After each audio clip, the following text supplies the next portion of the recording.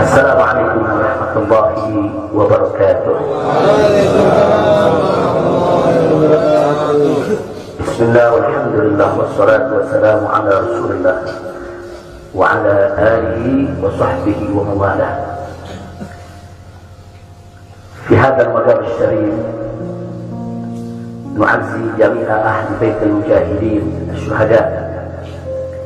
أعظم الله أجركم وأحسن الله عساكم وغفر الله لأمواتكم أجمعين وكتب الله في قلوبكم صبرا جميلا آمين يا رب العالمين. Ahibba'i al-kiram, dalam kesempatan ini saya ingin menyampaikan beberapa poin penting untuk segenap keluarga para syuhada, segenap pengurus Dewan Pimpinan Pusat Front Pembela Islam, segenap laskar, aktivis dan simpatisan Front Pembela Islam, bahkan untuk seluruh rakyat dan bangsa Indonesia. Yang pertama, bahwa keterangan pers secara resmi yang sudah dikeluarkan oleh Dewan Pimpinan Pusat Front Pembela Islam tentang kronologis penembakan yang terjadi isinya adalah benar. Saya sampaikan kronologis yang sudah dibuat dan sebarluaskan oleh Dewan Pimpinan Pusat Front Pembela Islam. Saya memberikan kesaksian sebagai salah satu saksi korban yang ada dalam kejadian bahwa isi keterangan pers itu benar. Yang kedua, yang ingin saya sampaikan di sini, bahwa pada saat kejadian tidak ada satupun di antara kami, baik saya dan keluarga maupun seluruh laskar pengawal yang begitu setia, yang mengira kalau yang melakukan pengejaran, mepet, mengganggu adalah dari kepolisian. Sama sekali kami tidak pernah menduga, kami tidak pernah mengira, apalagi kami menuduh. Yang kami tahu, mereka adalah orang-orang jahat yang ingin mencelakakan kami. Dan jumlah mereka bukan 1, 2, 3 mobil. Banyak sekali mobil saling silih berganti, berupaya untuk maju ke depan, untuk bisa sampai ke mobil Habib Hanif yang persis ada di belakang saya, bahkan untuk bisa mencapai mobil saya yang ada di depan. Tapi dengan gagah luar biasa, para syuhada kita, laskar-laskar pengawal yang paling belakang ini sudah ada 2 mobil. Luar biasa. Mereka cerdas, mereka brilian, mereka berani. Mereka dengan begitu luar biasa mengendalikan situasi dan kondisi, sehingga para penjahat tadi tidak satu pun yang berhasil untuk mencapai kami.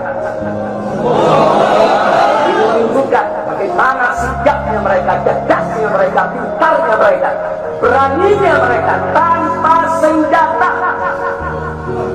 Itu kedua yang ingin saya sampaikan. Dan poin ketiga, bahwa tuduhan kalau pengawal-pengawal kami dipersenjatai adalah fitnah besar, bohong besar. Tidak ada satupun pengawal kami yang dipersenjatai, karena kami tidak pernah mengira sekali lagi kalau kami akan diperlakukan seperti itu. Pengawal-pengawal ini pengawal standar keluarga biasa, pengawal standar keluarga biasa. Saya ada 4 mobil, semua isinya keluarga, anak, mantu, saudara, cucu kami semua ikut. Ada 3 masih bayi, masih minum air susu ibu, dan masih ada yang 4 saudara yang di bawah 5 tahun, bahkan yang di bawah 3 tahun. Jadi benar, ya, kami sekeluarga semua sudah. Nah, jadi yang ingin saya sampaikan di sini adalah para laskar ini mengawal, tugas mereka mengawal, bukan untuk mengganggu siapapun. Jadi sudah benar mereka melaksanakan tugas ketika begitu banyak mobil ingin menyalip, ingin membahayakan kami. Mereka melakukan tugas dengan sangat cantik. Mereka tidak mencelakai orang dengan sangat cantik, yaitu bagaimana mereka mengusir satu persatu mobil-mobil tersebut sehingga tidak berhasil masuk ke dalam rombongan. Dan subhanallah ya ikhwan, yang keempat yang saya sampaikan di sini, dengan takdir Allah, laulahum, tanpa mereka ini para syuhada, mungkin kami sudah digiring ke medan pembantaian yang mereka rencanakan. Allah mentakdirkan sesuai dengan kehendak Allah Subhanahu wa ta'ala. Demi Allah, saya dan keluarga siap setiap saat untuk menghadapi mati syahid ya. Kami tidak akan pernah mundur selangkah pun juga, tidak akan pernah takut untuk menghadapi segala ancaman dan teror. Maka itu saya sampaikan sekali lagi, 6 laskar yang mati syahid ini, mereka laskar yang luar biasa, mereka laskar yang setia.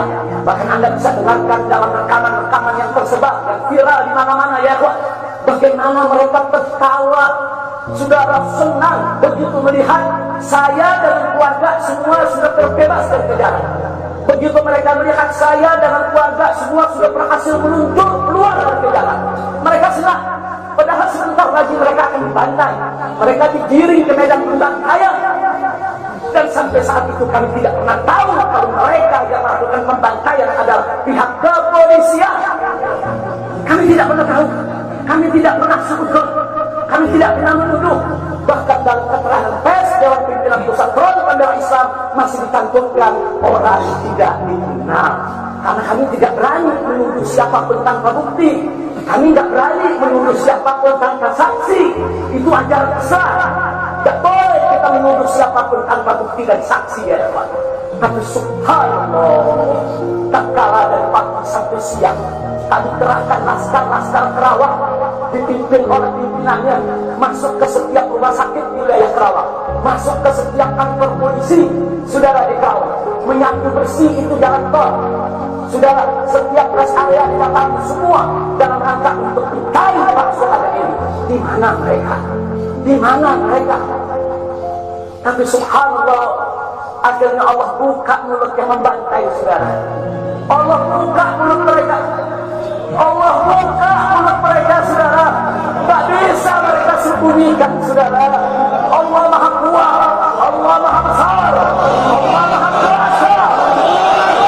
Allah buka siang itu Kapolda Metro Jaya mengakui ya Pak, kalau para penyerang, para penyergap, para penguntit saudara yang kami semula juga mereka bajingan penjahat, saudara yang ingin mencelakai kami, ternyata diakui sebagai bagian daripada penyelidikan, bagian daripada penyidikan Polda Metro Jaya. Bukan kami yang menuduh, mereka yang mengaku ya Pak. Kalau mereka menutup mulut, tidak pernah mengaku, sampai kapanpun kami tidak akan pernah tahu ya Pak. Subhanallah, pertolongan Allah hanya hitungan jam saudara. Allah buka mulut mereka. Padahal bukannya kalau mereka menutup seumur hidup pun kami tidak pernah tahu ya Pak. Tapi Allah Maha tahu, Allah Maha berkehendak. Allah buka mulut mereka saudara, Allah buka pengakuan mereka saudara, sehingga sekarang menjadi terang benderang siapa para pelaku penjahat itu saudara.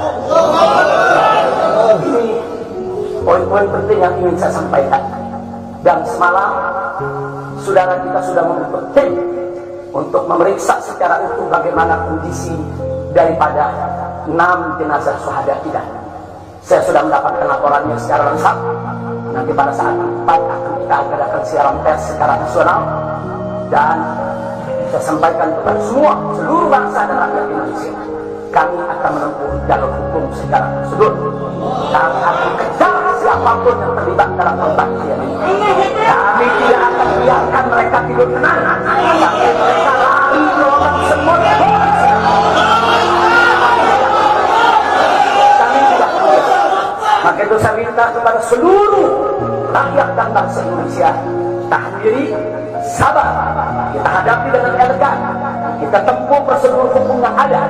Karena kalau prosedur hukum ini ditempuh dengan baik, insya Allah semua akan terbongkar ya. Siapa yang melakukan pembantaian di medan lapangan, sampai siapa yang menjadi otak saudara yang mengatur ini, semua akan terungkap. Tapi kalau Anda emosi, kalau Anda berjuang sendiri-sendiri, maka ini akan terkubur, tidak akan pernah terungkap ya kawan. Maka itu saya minta sekali lagi, sabar. sabar. Ada saatnya ya Ikhwan. Ada saatnya kita akan melakukan perlawanan. Ada saatnya ya Ikhwan.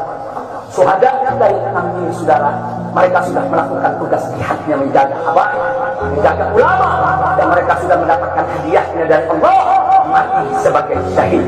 Insya Allah syahadat mereka diterima oleh Allah Subhanahu wa Ta'ala. Dan sengaja memang kami yang minta keridhaan dari keluarga masing-masing untuk bisa mereka dimakamkan di pondok pesantren Agrokultural Markas Syariah ini. Akan tapi salah satu daripada syuhada kita atas permintaan keluarga mereka, ibundanya yang begitu cinta kepada sang anak ya Ikhwan, dibawa ke rumahnya dan dikubur di rumahnya.